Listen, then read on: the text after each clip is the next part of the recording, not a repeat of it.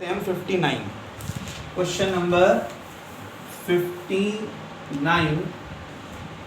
अब इस 59 क्वेश्चन में आप देखोगे a particle slide on the surface of a fixed smooth sphere starting from the top most point, find the angle rotated by the radius through the particle when it leaves the contact with the sphere. देखो ये spherical surface है, मान लो ये spherical surface है आपका इस तरीके से यहाँ से यहाँ तक, और इसके ऊपर कोई ब्लॉक यहाँ रखा है यहाँ, और यहाँ से ये स्लाइड करना शुरू करता है। इसकी रेडियस है बेटा r, तो ये स्लाइड करना शुरू करता है। तो स्लाइड करके मान लो ये यहाँ आकर के यहाँ तक आता है और यहाँ के बाद कांटेक्ट छोड़ देता है, इससे कांटेक्ट इसका खत्म हो जाता है। तो मान लीजिए ये एंगल बेटा मेरा थीटा है, कितना है थीटा।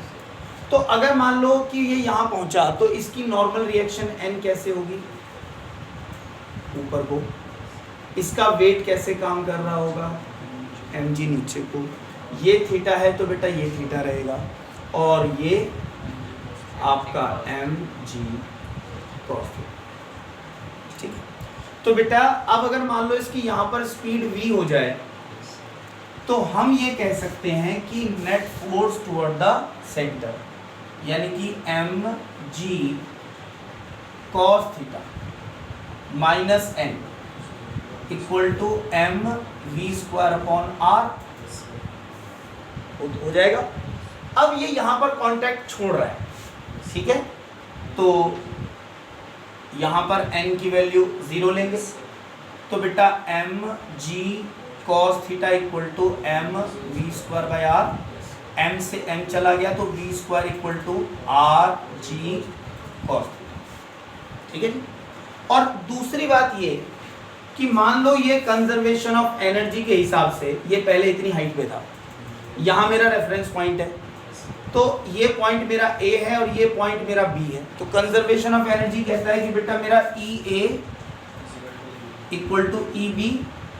अब EA कितना होगा mgr, और EB बेटा कितना होगा, अगर ये यहाँ आया है तो यहाँ से यहाँ तक का कितना डिस्टेंस होगा भाई, इसको मैंने यहाँ मिलाया तो ये r, ये थीटा, तो ये r cos थीटा, ये टोटल r, ये r है पूरा और ये r cos थीटा।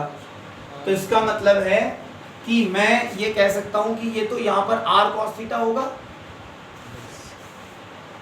है ना भाई। ये r cos, ये mgr था, यहाँ r cos थीटा है, तो मैं रेफरेंस पॉइंट ये ले रहा हूँ, तो इसका मतलब है EB मेरा mgr cos थीटा और plus half of mv square, और v स्क्वायर मेरा ये है।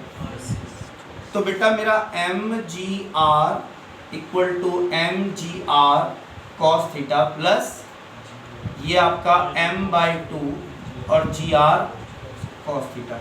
तो बेटा ये क्या आ जाएगा, ये आपका mgr equal to 3/2 mgr cos theta, ठीक है जी। तो mgr से mgr चला गया, ठीक है। तो इसका मतलब है cos थीटा कितना आ गया 2/3, या theta equal to cos inverse 2/3। Check कर लो, समझ में आया।